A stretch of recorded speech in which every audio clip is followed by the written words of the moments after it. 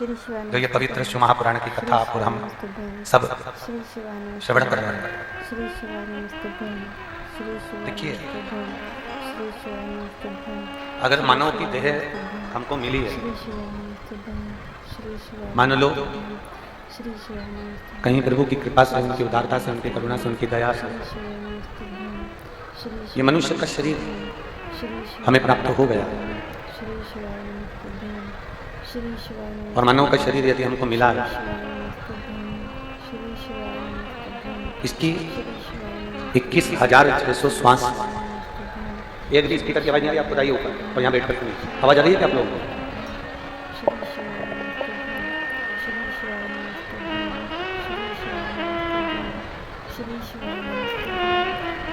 21,600 श्वास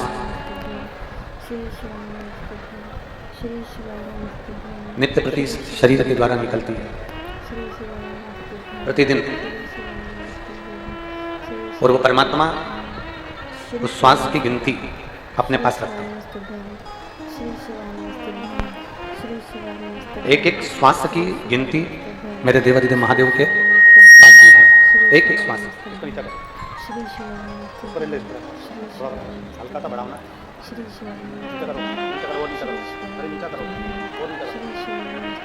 21,600 श्वास की गिनती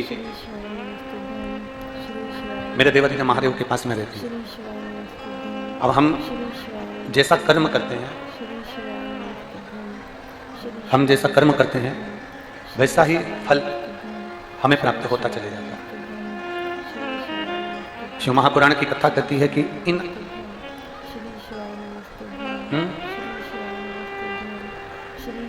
21,600 श्वास की जो गिनती है, आप पूरी श्वास 21,600 श्वास में से 21,600 श्वास आप भगवान को भले मत दो, भले मत दो, पर 21,600 श्वास में से भले आप 21,600 श्वास परमात्मा को पूरी मत दो, पर इतना जरूर ध्यान रखें कि उसमें से मात्र थोड़ी सी श्वास, मात्र थोड़ी सी श्वास यदि हम भगवान शंकर के नाम स्मरण में, भगवान शंकर के नाम उच्चारण में लगा देते हैं, तो बाकी की जितनी श्वासें, जितनी श्वासें, वो सारी की सारी श्वासें मेरा देवादिदेव महादेव उसको पवित्र कर देता है। जैसे आपने एक अंदाजा लगाया होगा, एक स्मरण किया होगा कि बहुत बड़ा भंडारा हो रहा है, और बहुत बड़ा भंडारा हो रहा है, और भंडारा जब हो रहा है तो उसमें बहुत सारी सब्जी बनी, बहुत सारी पूड़ी बनी, बहुत सारा चावल बना,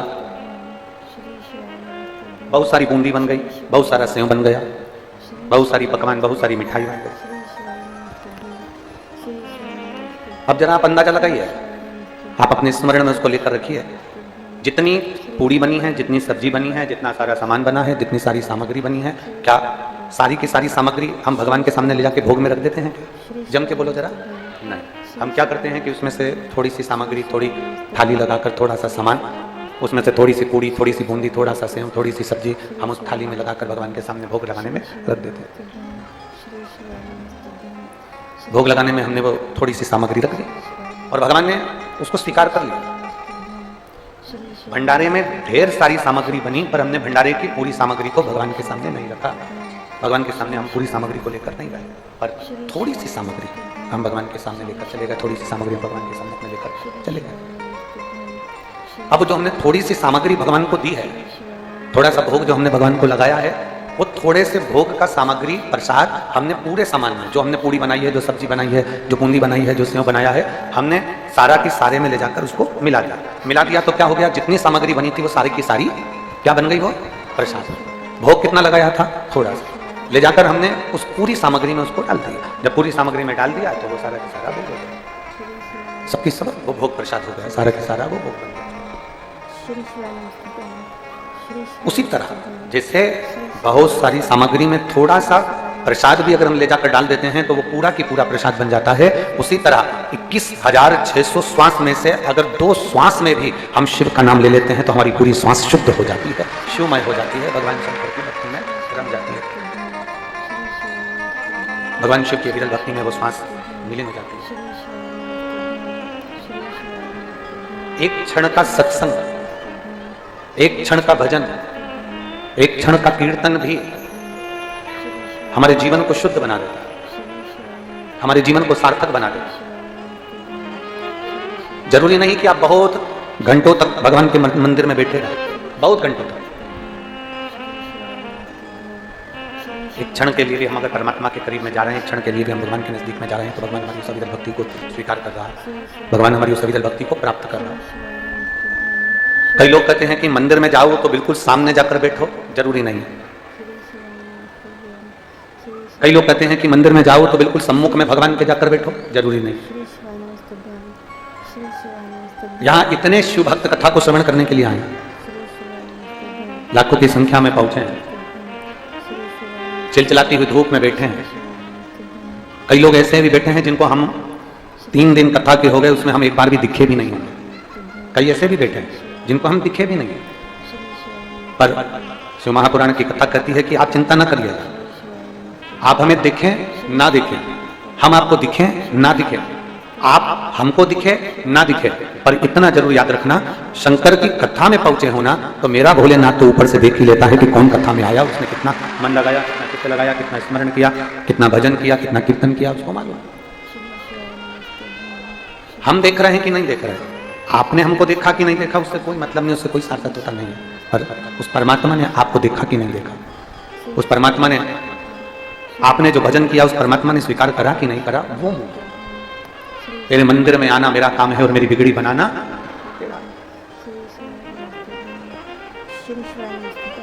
कई लोग ऐसे होते हैं, उनके स्मरण में आता है कि हम उस कार्यक्रम में गए तो उन्होंने हमको देखा कि नहीं देखा, हमने उसको देखा कि नहीं देखा। यहां तो शिव पुराण में भी लिखा है ना, दक्ष प्रजापति का चरित्र। दक्ष प्रजापति ने इतने लोग प्रणाम करे, पर दक्ष प्रजापति ने किसी को देखा कि नहीं देखा। पर दक्ष प्रजापति के जितने दामाद थे, उन सबने दक्ष प्रजापति को प्रणाम करा, एक एक दामाद ने उनको नमन करा, एक एक दामाद ने उनको प्रणाम करा। दक्ष प्रजापति के एक एक जमाई ने उनको प्रणाम करा। केवल एक शंकर जी ऐसे थे जो भूलवश अपनी सुध में बैठे हुए थे, तो वो दक्ष प्रजापति को प्रणाम करना भूल गए और दक्ष प्रजापति का ध्यान उस शंकर जी की ओर चला गया, शिव जी की ओर पहुंच गया। इनको बड़ा, उनको जो आसपास लगे, दक्ष प्रजापति का ध्यान बस शिव जी की ओर गया, भगवान शंकर की ओर गया। ये बढ़ रहा है वो नहीं बढ़ रहा, ये बढ़ रहा है वो नहीं बढ़ रहा कोई। अब दक्ष प्रजापति शंकर भगवान को देखे और उनको क्रोध आ गया, भगवान शिव को देखा और उन्हें क्रोध आ गया। कारण क्या था? क्योंकि दक्ष प्रजापति को क्रोध आने का केवल एक कारण था कि जितने भी जमाई थे वो सब आदर के शब्द का संबोधन कर रहे हैं, पर मेरे शंकर भगवान को तो आडंबर आता ही नहीं। मेरे भगवान भोलेनाथ जी को आडंबर प्रिय है, मेरे शिव जी तो आडंबर से दूर है। मेरे शंकर भगवान को तो आडंबर आता ही, उनको दिखावा आता ही। मेरे शिव जी को कोई आडंबर नहीं आता, उनको कोई दिखावा नहीं आता। मेरे शंकर भगवान को कोई आडंबर नहीं, ना उनको दिखावा आता, ना वो देखते हैं आडंबर। दक्ष प्रजापति की कई कन्याओं का विवाह हुआ और कई जमाई उस सभा के अंदर बैठे हुए हैं, कई जमाई उस सभा के अंतर्गत विराजमान, और जितने दामाद, जितने जमाई उस सभा के अंदर बैठे हुए हैं, जितने दामाद उस सभा में बैठे हैं, सब दक्ष प्रजापति का गुणगान कर रहे हैं, दक्ष प्रजापति का बखान कर रहे हैं। सब सारे के सारे दक्ष प्रजापति का गुणगान में लगे, पर शंकर भगवान उस गुणगान में नहीं लगे, शिव जी उस गुणगान में नहीं लगे। शंकर भगवान आडंबर से दूर रहे, शिव जी आडंबर से बहुत दूर है, मेरे भोलेनाथ दिखावे से बहुत दूर है। और जब मेरे भोलेनाथ दिखावे से दूर हैं, आडंबर से दूर हैं, तो दक्ष प्रजापति को लगा कि इसने तो मेरा गुणगान किया ही नहीं। दक्ष प्रजापति को लगा इसने मेरा गुणगान नहीं किया, दक्ष प्रजापति को लगा इसने मेरा गुणगान नहीं किया, इसने मेरा बखान नहीं किया। नहीं किया तो क्रोध आया, जब गुणगान नहीं करा तब क्रोध आया। क्रोध इस बात के लिए नहीं आया कि शिव जी ने प्रणाम नहीं करा, शंकर भगवान ने नमन नहीं करा, शिव जी प्रणाम नहीं कर रहे हैं, शंकर भगवान नमन नहीं कर रहे हैं, शंकर भगवान प्रणाम नहीं कर रहे हैं। प्रणाम नहीं करा उसका भाव नहीं पड़ा, यहाँ गुणगान नहीं करा, यहाँ बोला नहीं है। ये तो धर्म की जगह है, शिव महापुराण की कथा हो रही है, धर्म का स्थान है। यहाँ भगवान शंकर की अविरल कथा चल रही है, इसको तुम छोड़ दो। आप किसी राजनीतिक मंच पर जाइए या किसी सामाजिक मंच पर जाइए। अब यहाँ जितने बैठे हैं, मान लो कोई ब्राह्मण बैठा है, कोई क्षत्रिय बैठा है, कोई वैश्य बैठा है, कोई शूद्र बैठा है, या कोई अन्य समाज का बैठा हुआ है, कोई अन्य समाज का बैठा हुआ है, और उसके समाज का कोई कार्यक्रम है, उसके समाज का कोई कार्यक्रम या फिर कोई राजनीतिक कार्यक्रम है, सबके नाम बोले गए, सबके। और समाज में से अगर मान लो किसी एक या दो व्यक्ति का नाम भूल गए, और एक दो व्यक्ति का अगर नाम भूल गए तो भूलते से ही सबसे ज्यादा रुष्ट होकर वो बैठ जाएगा और पूरी समाज में वो सभी से अलग सा व्यवहार करेगा। राजनीतिक मंच हो, राजनीतिक मंच के अंतर्गत सबका नाम लिया जाए और किसी मंच पर बैठे हुए कोई व्यक्ति हो या मंच के सम्मुख में बैठा हुआ कोई व्यक्ति हो और उसका नाम उच्चारण नहीं आए, उसका स्मरण नहीं आए, और मान लो उसका नाम आया ही नहीं, तो फिर बोले वापिस क्रोध उत्पन्न हो जाए। दक्ष प्रजापति के यहाँ सबसे बड़ी तकलीफ इस बात की थी कि भगवान शंकर प्रणाम नहीं करे। इस बात का दक्ष प्रजापति को भेद नहीं है। दक्ष प्रजापति के मन में जो बात कचूटी गई, दक्ष प्रजापति के हृदय में जो बात कचूटी गई, वो बात केवल इतनी सी है कि शंकर गुणगान नहीं करता, शिव गुणगान नहीं। क्रोध आ गया, अपार क्रोध, अपार, और इतना क्रोध आया, इतना क्रोध आया, खड़े हो गए दक्ष प्रजापति सभा में। क्रोध के मारे जब सभा में खड़े हुए और सभा में खड़े होकर उन्होंने अपशब्द कहना प्रारंभ कर दिया, आड़ा टेढ़ा संवाद कहना प्रारंभ कर दिया।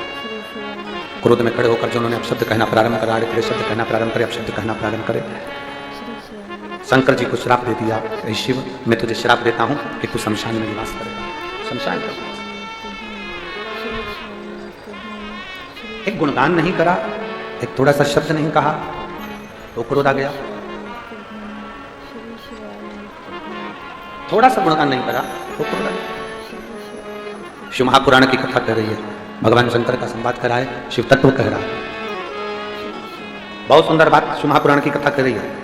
किसी मंच पर, किसी स्थान पर आपका नाम आए ना आए चलेगा, पर किसी धर्म की जगह हो जहां पर भगवान का, दक्ष प्रजापति के यहाँ जो यज्ञ की तैयारी चल रही है, दक्ष प्रजापति के यहाँ अनुष्ठान की तैयारी चल रही है, दक्ष प्रजापति के यहाँ एक यज्ञ होने वाला है, उसकी मीटिंग रखी गई।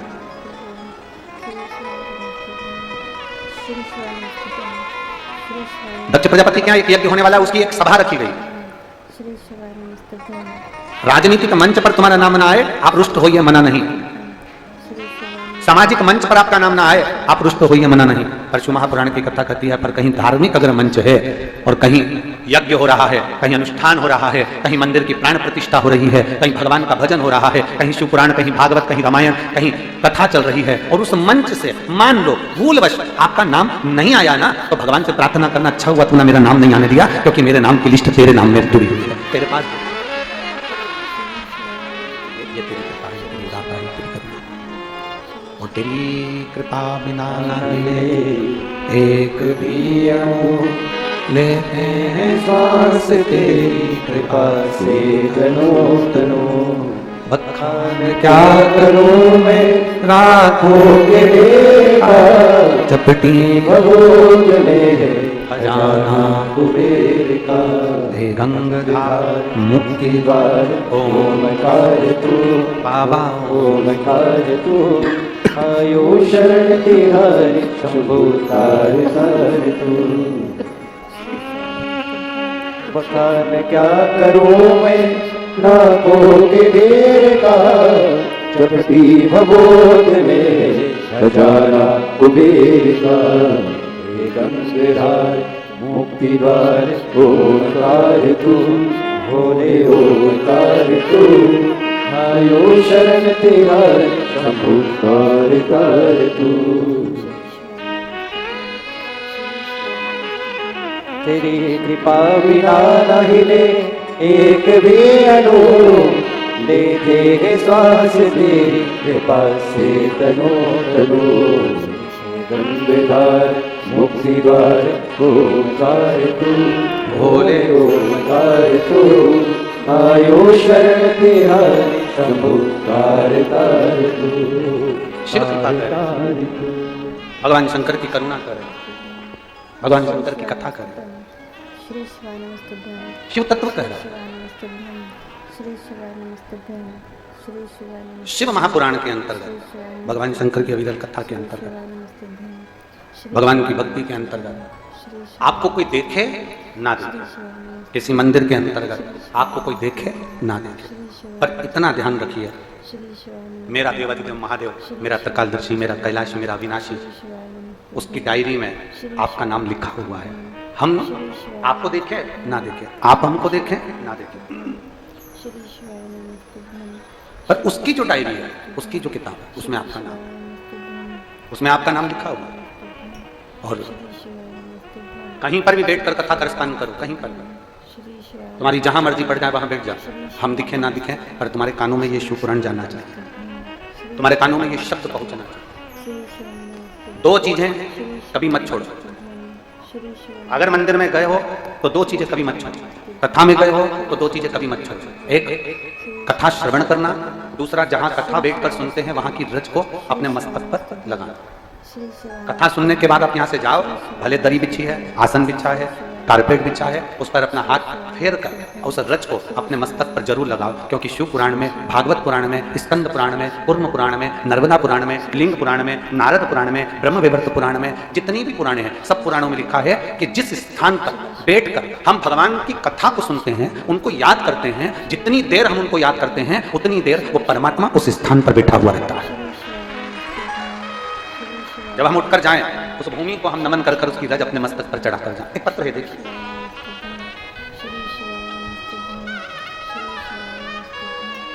सुनीता सोनी, ग्राम मेघा, जिला धमतरी। कहीं बैठी हैं सुनीता सोनी? कहीं बैठी हो तो हाथ हिला सकती हैं। सुनीता सोनी आप ही हैं बेटा? हाथ हिला दो। श्री शिवाय नमस्ते।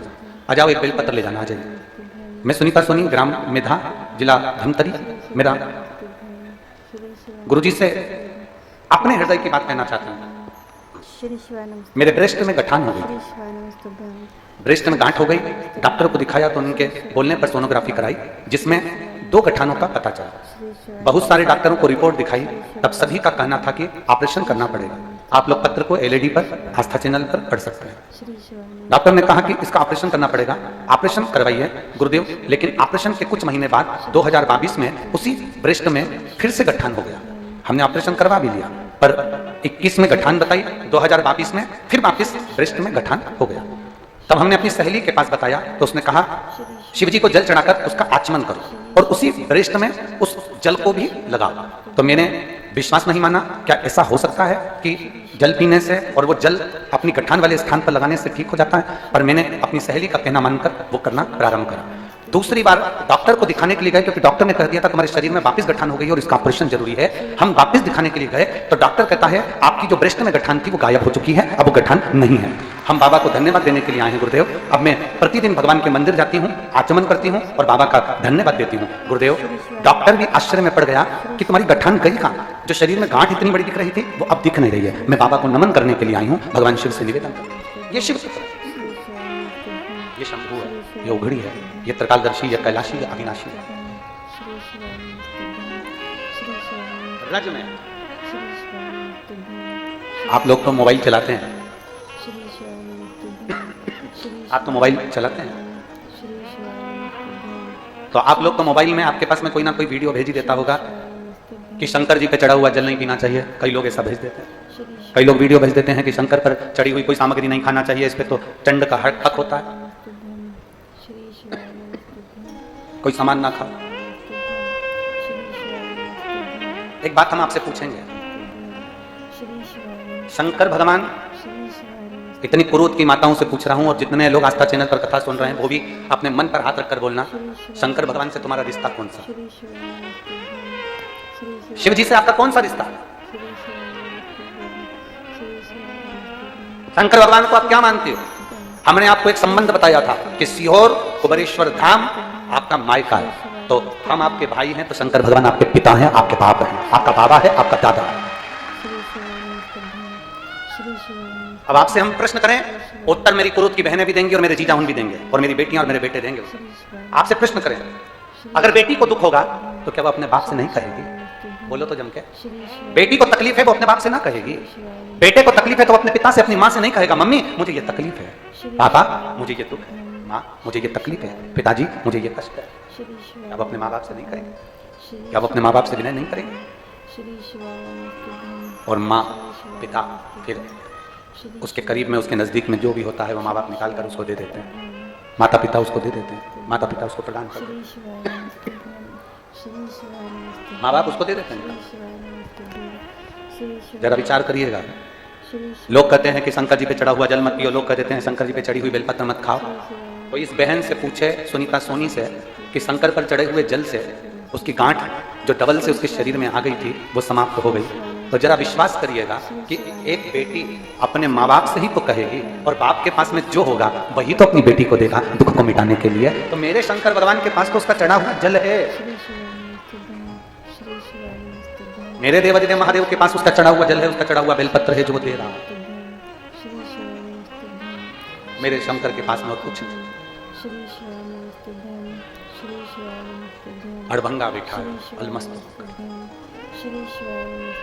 दुनिया के लोग कहेंगे कि शिव पर चढ़ा हुआ जल मत पियो, लोग कहेंगे शंकर पर चढ़ी हुई बेलपत्र मत खाओ, लोग कहेंगे शंकर पर चढ़ा हुआ ये मत पाओ। हम इस व्यासपीठ से निवेदन करना चाहेंगे कि आप अगर दिल रखकर अपने बाबा से कहोगे ना, तो बाबा पर चढ़ा हुआ जो जल है ना, वो जल साधारण नहीं रहता। मेरा भोलेनाथ जब दुनिया को अमृत देता है तो तुमको भी अमृत दे देगा।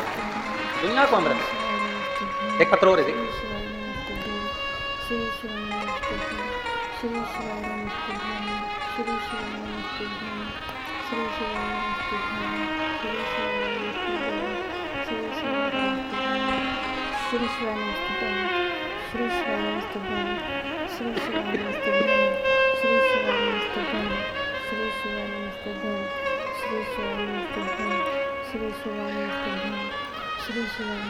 मैं गुनगुन यादव, बबली यादव राजीव से कहीं बैठी हूँ तो हाथ हिलाइएगा। जहाँ कहीं आप ही हैं, आजा बेटा एक बेलपत्र ले जाना का प्रयास करते हैं।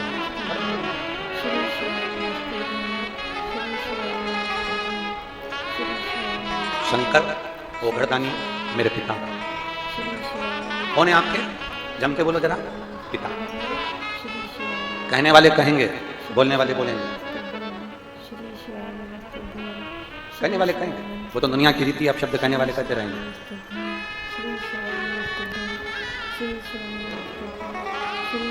दुनिया के लोग अब शब्द कहेंगे, क्यों जल पी रहे हो शिव जी पे चढ़ा हुआ, क्यों बेलपत्र खा रहे हो? कहेंगे इस पे चढ़ा हुआ चंड का हक है। बहुत सारे ज्ञान देने वाले आएंगे कि इस पे चढ़ा हुआ चंड का हक है। कोई गलत चीज तो नहीं खा रहा ना वो, कोई गलत चीज तो नहीं पी रहा ना वो, पी तो केवल शंकर का चढ़ा हुआ जल ही रहा है ना, खा तो केवल बेलपत्र ही रहा है, मना तो केवल शिव को ही रहा है ना, भाव से पहुंच तो शंकर के पास रहा है। कहें दुनिया के लोग कहें, कहता है। आज एक बात आप लोगों से कहें, हम जिस घर में पले बड़े हुए उस घर में पैसा नहीं था,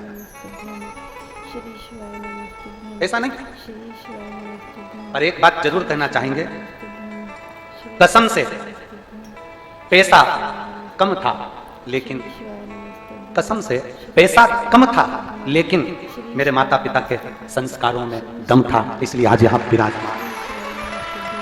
पैसा भले कम हो, और आपसे भी कहेंगे धन भले कम हो चलेगा, बंगला नहीं हो चलेगा, बड़ी गाड़ी ना हो चलेगा, पर इतना याद रखना अपने संस्कारों में कमी नहीं आना चाहिए।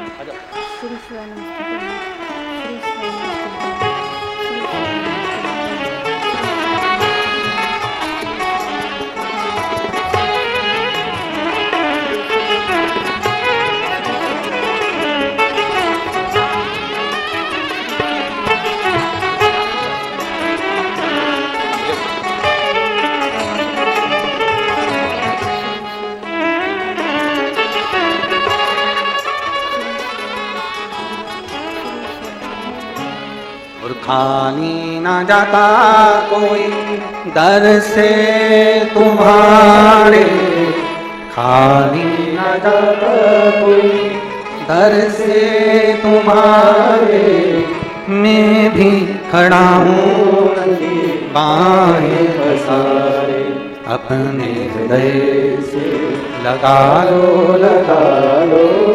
गिरा जा रहा हो, भोले अपने दर से अब तो न टालो, गिरी जा रही हो, उठा लो।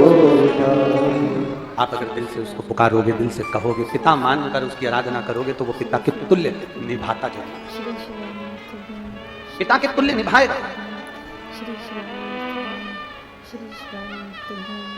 आप अपनी बेटी का दर्द नहीं देख सकते, माँ अपने बेटे का दर्द नहीं देख सकते, माता पिता अपने बच्चों का दर्द नहीं देख सकते। जब माता पिता अपने बच्चों का दर्द नहीं देख सकते तो देवाधिदेव महादेव तुम्हारा दर्द कैसे देखेंगे? वो भी तो काटेंगे तुमको, वो भी तो कष्ट मिटाएंगे। दो चीजें कथा में जाकर ले, एक जहां जगह मिल जाए वहां बैठकर कथा सुनो, धूप लगे, पंडालों की इतनी व्यवस्था नहीं हो पाती है, पंडाल लगाने वाले टेंट लगाने वाले टेंट लगा लगा के थक जाते हैं, तो अपने साथ एक छाता लेकर चलो,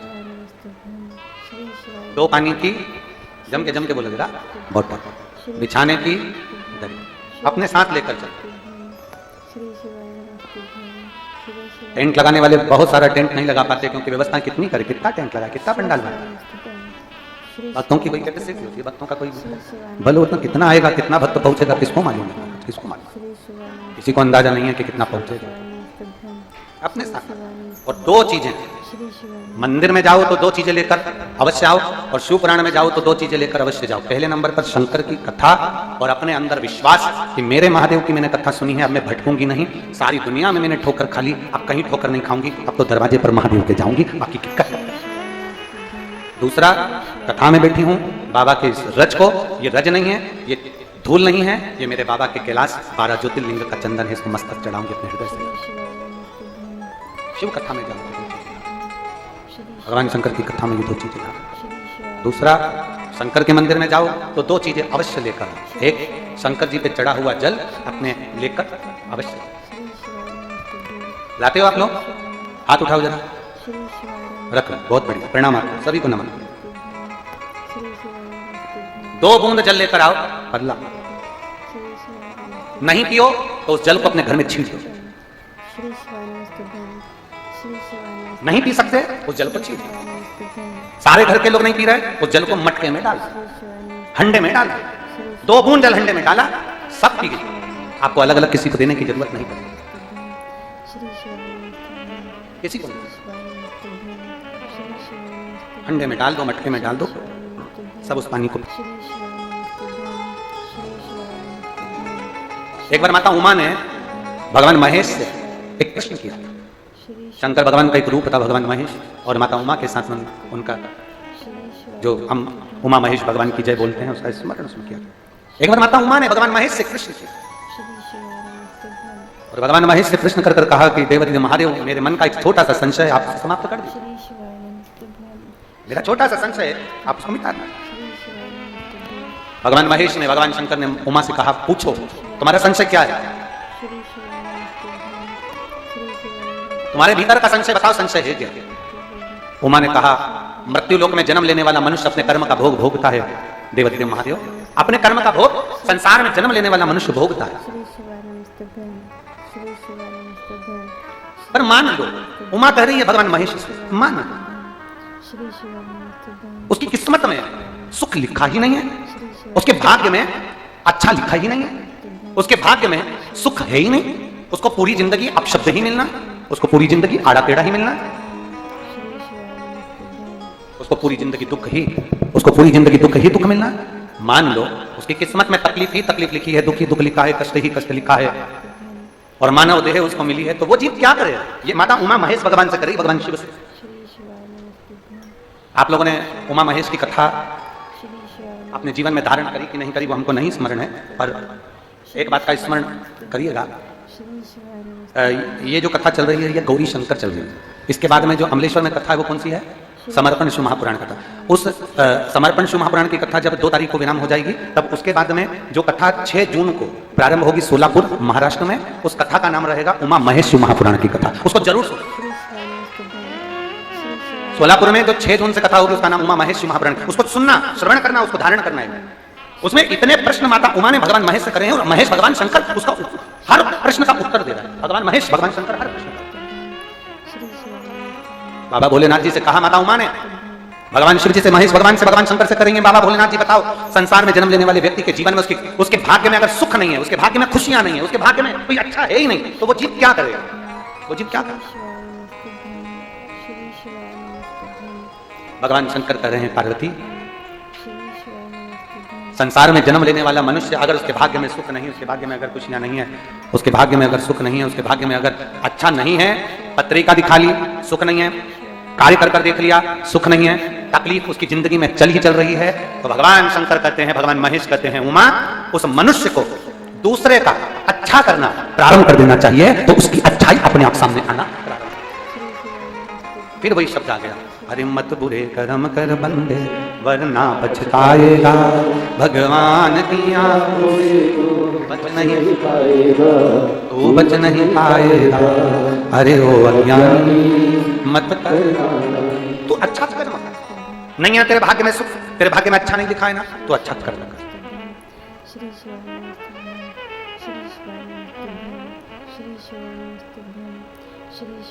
आज थोड़ा सा हम कहेंगे, आप उसको, कई लोग उस पर हंसेंगे और कथा होने के बाद लोग उस पर ताने भी कसेंगे, ठीक है? क्या ऐसा हो सकता है? हम कहेंगे और इसके बाद दुनिया के लोग वैसे भी हमको टोटका वाला महाराज कहते हैं, तो लोग तो कहने भी रहेंगे। तो और ये तो हमारा प्रमोशन है कि अभी तक पंडित प्रदीप मिश्रा से टोटका आचार्य होगा, आचार्य का भी तो प्रमोशन होता है।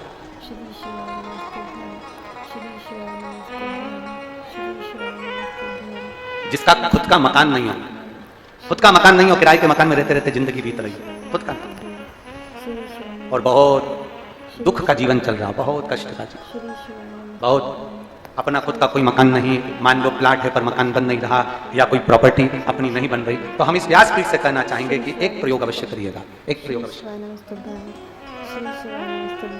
अपने आसपास के 5-6 बेलपत्र के वृक्ष देख लीजिए, अपने आसपास के नजदीक के 5-6 बेलपत्र के बड़े बड़े वृक्ष देख लो या छोटे वृक्ष देख लो, उन 5-6 वृक्ष को धीरे धीरे उनकी सेवा करना प्रारंभ करो, उन वृक्षों को बड़ा करना प्रारंभ करो, उन वृक्ष के नीचे सफाई करना प्रारंभ करो, उन वृक्ष को जल देना प्रारंभ करो, उन वृक्ष को आप खाद देना प्रारंभ करो, उन वृक्ष की सेवा संभाल करना प्रारंभ कर दो, उस वृक्ष के नीचे बुआरी काटना प्रारंभ कर दो, झाड़ू लगाना प्रारंभ कर दो, उस वृक्ष के नीचे सफाई करना प्रारंभ कर दो, उस बेलपत्री के 5-6-7 वृक्ष को आप गोद ले लो। गोद लेना मतलब मैं इसकी सेवा करूंगा, मैं इसमें जल दूंगा, मैं इसके खाद दूंगा, मैं इसकी सेवा करूंगा, कुछ मत करो, बस केवल शरीर से उस बेलपत्र के वृक्ष की सेवा करना रोज प्रारंभ कर दो।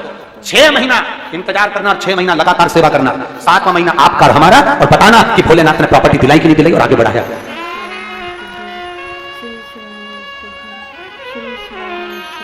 एक बेलपत्र का वृक्ष जिसके नीचे माता लक्ष्मी विराजमान होती है, एक बेलपत्र के वृक्ष के नीचे लक्ष्मी रहती है। दुनिया के लोग कहते हैं लक्ष्मी जी का दिन कौन सा है, बोलो जम के जल्दी से। शुक्रवार।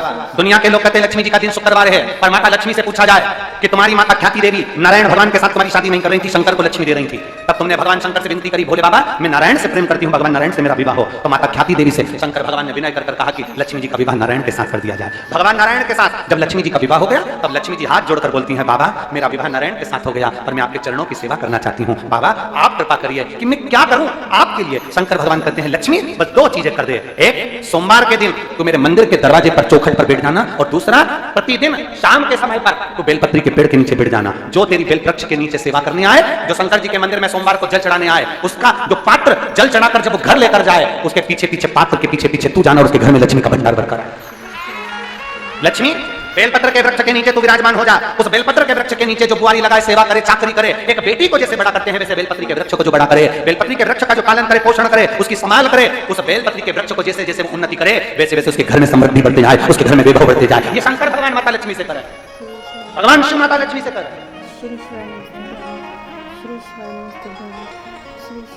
और लुटा दिया भंडार काशी कर दिया हम जानते हैं दुनिया के लोग हंसेंगे, दुनिया के लोग कहेंगे बेलपत्री के पेड़ के नीचे सेवा करने से क्या लक्ष्मी बढ़ती है, बेलपत्री के पेड़ के नीचे क्या संभाल करने से धन बढ़ता है, वैभव बढ़ता है। हम कहते हैं तुम्हारा विश्वास अगर पक्का है, शंकर के प्रति तुम्हारा भरोसा पक्का है, तो बेलपत्री के वृक्ष के नीचे तुम जाओ, तो एक नियम बनाओ, तो तुम जाओ बेलपत्र की संभाल तो करो, एक नियम बनाओ तो।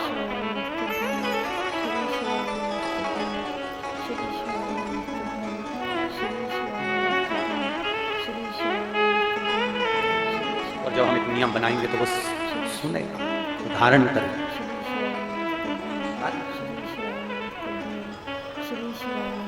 संभाल।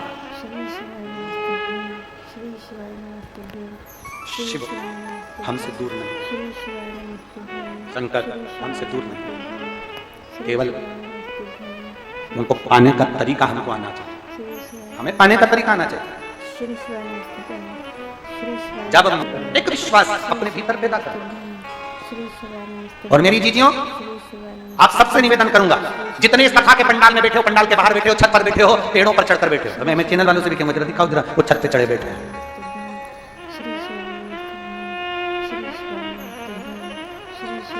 जितने बैठे हो, जहां बैठे हो, पंडाल के बाहर, पेड़ों के नीचे, गाड़ियों के नीचे, ट्रैक्टरों के आसपास, जितने बैठे हो, भोले बाबा से ये विनय कर जाना, प्रार्थना कर जाना, बाबा कृपा करना। और मैं विश्वास के साथ बाबा से ये कर जाना, बाबा मैं दिल से कथा सुन रही हूँ, मेरी कृपा ऐसी करना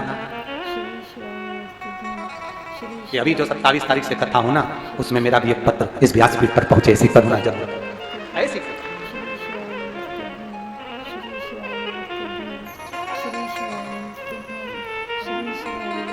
महाराज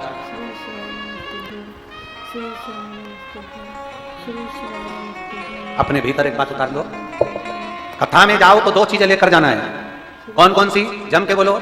पहली, कथा श्रवण करें, विश्वास उत्पन्न करें कि अब मैं भटकूंगी नहीं, अब मैं कहीं भटकूंगा नहीं, 10 दरवाजे पर मैं नहीं जाऊंगा, मैं शंकर के दरवाजे पर, जब मुझे दुख आया, तकलीफ आया, तो मैं भोलेनाथ जी के पास मैं कहीं नहीं। दूसरा, जिस भूमि पर बैठकर कथा सुनो, उसकी रज को अपने मस्तक पर थोड़ा सा लगाकर अवश्य जाओ, वो जीवन का एक आनंद है। और शंकर के मंदिर में जाओ तो दो चीजें अवश्य लेकर आओ। पहला, शंकर जी पे चढ़ा हुआ, जम के बोलो, जल अवश्य लेकर आओ, क्योंकि जब तुम जल लेकर आते हो, पात्र लेकर आते हो, तो मेरा महादेव लक्ष्मी जी को तुम्हारे पीछे पीछे तुम्हारे घर तक भेज देगा। और दूसरे नंबर पर,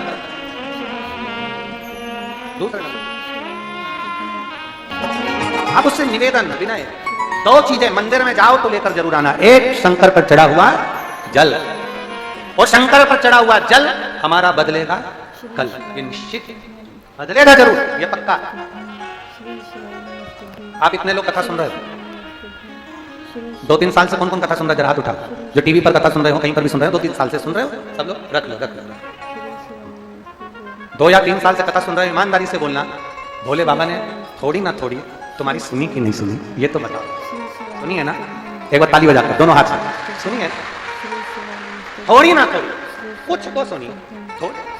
जो 3 साल पहले कथा नहीं सुने थे, जब का समय निकाल लो और एक आज का समय निकाल लो, मेरे बाबा ने तुम्हारा हाथ पकड़ा जरूर है, खींच कर बाहर करा जरूर। थोड़ा ओल बम का नारा है, सारी समस्या का हल, थोड़ा ना थोड़ा सुना, थोड़ा। दूसरी चीज, शंकर के मंदिर में जाओ तो भस्म, अगर शिव के मंदिर में भस्म मिल जाए, शंकर पर चढ़ी हुई भस्म अगर मिल जाए, और अगर भस्म ना मिले ना, तो शंकर के जो शंकर भगवान का जो शिवलिंग है, शिवलिंग के आसपास में जो जलाधारी है, यहाँ अगर भस्म ना मिले तो इस जलाधारी पर अपना हाथ स्पर्श कर कर अपने तन पर उसको लगाकर जरूर भस्म। एक शंकर पर चढ़ा हुआ जल, दूसरे नंबर पर है शंकर पर चढ़ी हुई भस्म, ये दो स्पर्श जरूर। एक भस्म का एक बड़ा सुंदर चरित्र आता है। एक दुर्जन नाम का असुर था, राक्षस, बहुत सुंदर चरित्र है। एक जल, एक भस्म, ये दोनों बहुत। और महाराज शिव कथा कर रहे हैं, भगवान देवादिदेव महादेव का चरित्र करता है। विश्वास के साथ में जब हम कुछ भी धारण करते हैं तो शंकर उसको स्वीकार जरूर, शिव उसको स्वीकार। एक दुर्जन नाम का राजा था, प्रवृत्ति असुर, प्रवृत्ति ठीक नहीं, उसके राज्य में, उसके राजपाट में जितने लोग रहते थे उनको कष्ट दिया था, उनको तकलीफ बहुत थी, सब दुखी थे, पूरे नगर के लोग बड़े तकलीफ में थे, कष्ट में थे, बहुत कष्ट थे। वो दुर्जन नाम के राजा के नगर के सभी लोग दुखी थे, बहुत कष्ट थे, बहुत।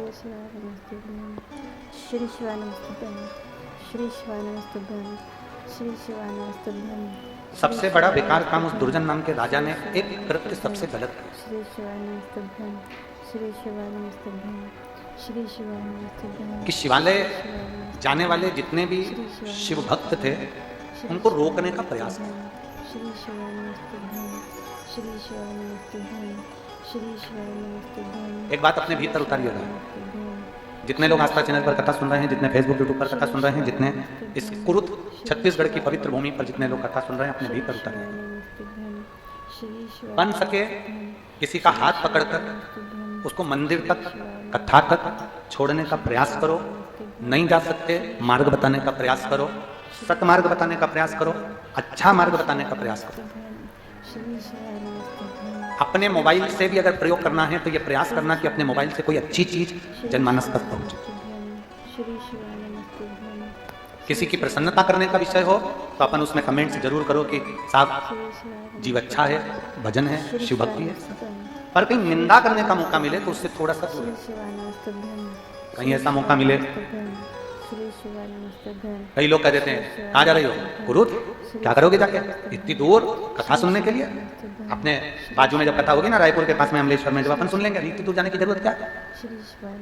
बल्कि उसको कहो जाओ कुरूत की भी कथा सुनो और अमलेश्वर की भी कथा सुनो, कम से कम तुम्हारे खाते में 2 कथा तो लिखी होगी। लोग तरस रहे हैं कि कैसे भी हमारी 5 कथा 7-7 दिन की पूरी हो जाए, पंडाल में बैठकर हम कथा सुनने से बढ़कर कोई सौभाग्य नहीं, और मेरा महादेव मेरे आनंद की राशि प्रकट करे। लोग पर कई लोगों की ऐसी भावना होती है, क्या करोगे इतनी दूर जाकर, गर्मी बहुत तेज है, क्या करना, रहने दो, कल जाना, परसों जाना, नरसों जाना। अब कल के चक्कर में बैठे रहे और रात्रि को अटैक आ गया, ऊपर निकल गए तो साथ देती नहीं ये किसी का, क्या भरोसा है इसे जिंदगी का। इस जीवन का क्या भरोसा?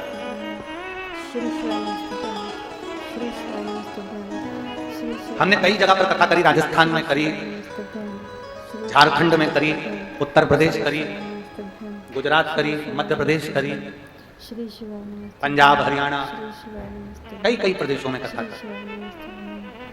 कई जगह पर, कई स्थानों पर मंत्रिमंडल भी आया, मंत्रियों ने भी कथा सुनी, उनकी अर्धांगिनियां आई, उनने भी कथा सुनी। पर कथा के एंड में आते थे, आधा घंटा बैठते, माल्यार्पण होता और चले जाते। पर मैं धन्यवाद देता हूं छत्तीसगढ़ के मुख्यमंत्री जी श्री विष्णु सहाय जी की धर्मपत्नी जी को कि आप 2 दिन से लगातार पूरी कथा आप श्रवण कर रहे हैं, उसके लिए आपको साधुवाद है और धन्यवाद, बहुत बहुत सहजता से। और इसी को सरलता कहते हैं कि जैसे में तैसे रंग में रमो, सत्संग में आए सत्संग के रंग में रंगो। कोई वीआईपी कल्चर अपने भीतर नहीं होना, कोई वीआईपी कल्चर, एक भीतर से भक्ति का भाव प्रकट कर, भीतर से। और यही साधुता, यही सचता हूं। मेरे भोले बाबा यही देखते हैं कि भोलापन किसमें है, उसी को पकड़कर हाथ पकड़कर आगे बढ़ा देते हैं और उन्नति की सीढ़ी पे चढ़ा देते हैं। मेरा शंभू देखता ही है। और फिर निवेदन करेंगे, झुकना जीते की पहचान है और अकड़ना मुर्दे की शान है। अकड़ता मुर्दा जो ज्यादा अकड़ में रहे ना तो समझ लेना थोड़े दिन का मेहमान है, मर चुका है, तो निपट गया, आपको दिख रहा है कि अकड़ना नहीं, सहज सरल सहजता में अपनी जिंदगी को जीने का प्रयास। हमें माननीय विधायक महोदय श्री चंद्राकर जी को भी मैं धन्यवाद दूंगा कि आप भी आए हैं, सरलता में, आनंदता में, सारी व्यवस्था को देखते हुए कथा का रसपान ग्रहण कर रहे हैं, उसकी साधुता है बहुत बहुत। तो ये अपने भीतर सरलता आना चाहिए, अपने भीतर सहजता आना। और जब तक अपने भीतर सरलता और सहजता नहीं है तब तक मेरे शिव को मिलन ही नहीं होगा। बहुत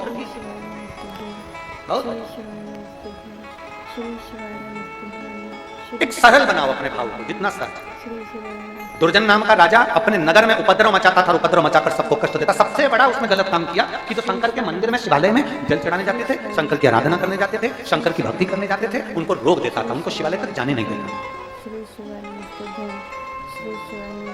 वहां तक पहुंच ही नहीं पाता। धीरे धीरे दुर्जन नाम के राजा के प्राण छूट गए। प्राण छूटने के बाद फिर वो एक नगर का राजा बन गया। हमारा कोई पुण्य फल पूर्वजों का रहा होता है तो हमको अच्छी कुर्सी मिलती है, अच्छी सत्ता मिलती है, अच्छा वैभव मिलता है। भगवान बार बार मौका देता है, भगवान बार बार मौका देता है अच्छा वैभव। दुर्जन नाम का राजा फिर राजा बन गया, उसने फिर गलत कृत्य किया। भजन कीर्तन बंद करवा दिया। फिर धीरे धीरे धीरे धीरे धीरे फिर वो असुर प्रवृत्ति में और होता गया, राक्षस की योनि मिल गई असुर की। श्री शिवाय नमस्तुभ्यं 25 जन्म उस राजा के हुए और 25 बार असुर बनकर पैदा हुआ। फिर एक बार जब 25वां जन्म हुआ तो वो ब्रह्म राक्षस बन गया। श्री शिवाय नमस्तुभ्यं श्री अब वो ऐसा राक्षस बन गया कि कोई अगर भजन कीर्तन करता दिखता था तो उसको उठाता और निचोड़ कर उसका रक्त पी जाता, उसको खा जाता, उसके मांस को खींच खींच कर खाता और हड्डियों को पटक। श्री शिवाय नमस्तुभ्यं श्री शिवाय नमस्तुभ्यं देखा, श्री शिवाय नमस्तुभ्यं अब ये ब्रह्म राक्षस बनकर भटक रहा था। भटकते भटकते वन में पहुंचा। वन में पहुंचा तो वहां वामदेव ऋषि, श्री शिवाय नमस्तुभ्यं एक ऋषि हुए हैं जिनका नाम है वामदेव।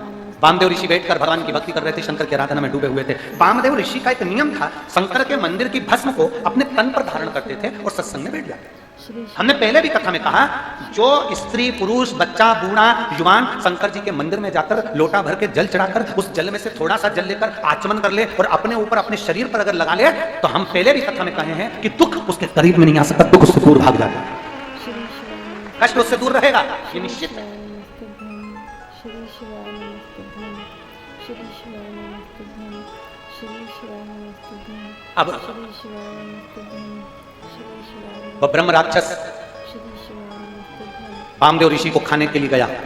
वामदेव ऋषि के शरीर पर शंकर जी पे चढ़ी हुई भस्म लगी हुई थी श्री शिवाय और इसने सोचा मेरे को भोजन मिला है। इसने वामदेव ऋषि के हाथ का मात्र पकड़कर स्पर्श किया, खाने के लिए उसको उठाया, खाने के लिए। श्री शिवाय नमस्तुभ्यं और जैसे ही उठाया उतनी देर में हाथ की भस्म उस ब्रह्म राक्षस के शरीर पर थोड़ा सा स्पर्श कर गई। स्पर्श करते से वो ब्रह्म राक्षस राक्षस की योनि से छूट गया, असुर योनि, श्री शिवाय नमस्तुभ्यं श्री शिवाय नमस्तुभ्यं असुर योनि से छूट। श्री शिवाय नमस्तुभ्यं भगवान श्री शिवाय वामदेव ऋषि के चरणों में पड़ गया और वामदेव ऋषि से कहते हैं महाराज आज मेरी असुर की योनि छूट गई। वामदेव जी ने पूछा ये कैसे हो सकता है? उसने कहा कौन थे तुम? तो कहा मैं दुर्जन नाम का राजा था, असुर प्रवृत्ति का था, मेरी प्रवृत्ति अच्छी नहीं थी, मैं लोगों को कष्ट दिया करता था, इसलिए मैं असुर बन गया था, राक्षस बन गया था, राक्षस तो बन गया था। और मैंने किसी एक ब्राह्मण के मुख से सुना था अगर किसी के शरीर पर भगवान शंकर की भस्म रमी होगी और वो भस्म लगा हुआ शरीर तुझको स्पर्श कर जाएगा तो तू राक्षस की योनि से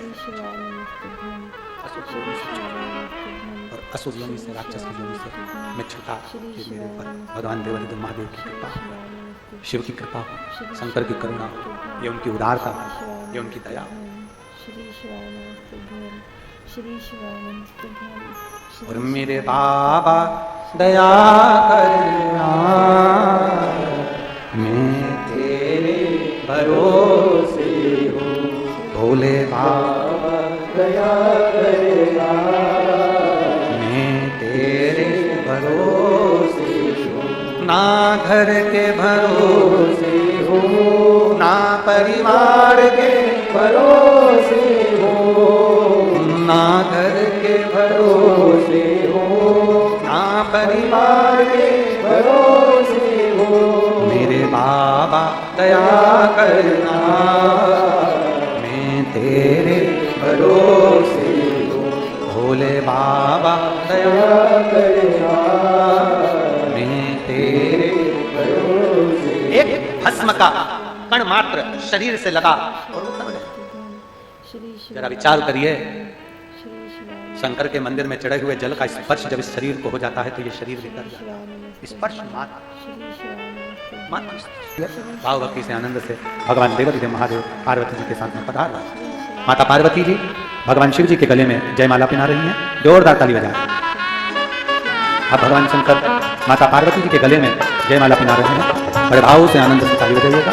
हर हर महा श्री शिवाय नमस्तुभ्यम साथियों, सादर जय श्री कृष्णा। साथियों वीडियो में दी गई जानकारी अगर आपको उपयोगी लगी हो, लाभदायक लगी हो तो प्लीज़ वीडियो को लाइक कीजिएगा और ज़्यादा से ज़्यादा लोगों को शेयर कीजिएगा।